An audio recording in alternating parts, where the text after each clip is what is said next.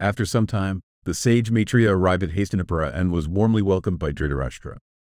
Maitreya began by saying, "I recently visited the Kamyaka forest and met the Pandavas." Dhritarashtra, curious, asked about their well-being, and the sage continued, "The Pandavas are living happily and peacefully in the forest. Each day, wise sages visit them, teaching lessons on righteousness and the deeper truths of life. Yudhisthira has transformed the forest into a place of spiritual learning and discussions." Dhritarashtra expressed his happiness at hearing this and asked, "Do you think they will keep their promise? Or are they planning to break it?" Maitreya advised, "You could take the first step and invite the Pandavas back to the kingdom. It saddens me to see your brother's sons living in exile." Duryodhana, however, was irritated by Maitreya's advice. He believed that all the sages were trying to influence his father and took offense. While the sage was speaking to Dhritarashtra, Duryodhana arrogantly slapped his thighs and stood up to leave.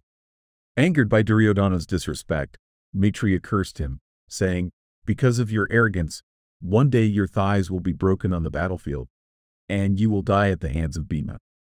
Duryodhana dismissed the curse, thinking it was just the words of a sage who favored the Pandavas. Dhritarashtra, distressed, asked Maitreya to take back the curse. The sage replied, "The curse will remain unless Duryodhana makes peace with the Pandavas. If he does, he will be spared. Otherwise, he will meet his end." Recently, Bhima killed Kimura, a powerful Rakshasa. I know Bhima is unstoppable. Dhritarashtra, eager to learn more about this incident, asked Maitreya to tell the story of Kimura's defeat.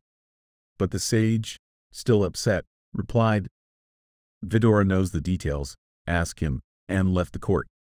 Dhritarashtra then asked Vidura to explain what happened.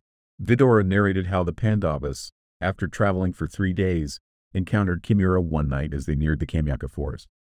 The fearsome giant, trampling trees and roaring like thunder, terrified Draupadi and the Brahmins traveling with them.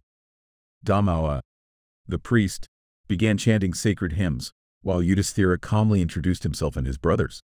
The Rakshasa Kimura, full of rage, declared that he was the brother of Baka, a demon whom Bhima had killed. Seeking revenge, he vowed to kill Bhima. As Arjuna prepared his bow, and the twins drew their swords, Bhima stepped forward to face Kimura alone. A fierce battle ensued. First, they fought using trees as weapons, then hurled boulders and stones at each other. Eventually, Bhima overpowered and killed Kimura. The next day, the local people, who had lived in fear of Kimura, rejoiced at his death and welcomed the Pandavas to stay in the forest. The Pandavas built shelters for themselves, Dhammawa, and the Brahmins, and settled in the Kamyaka forest for a while.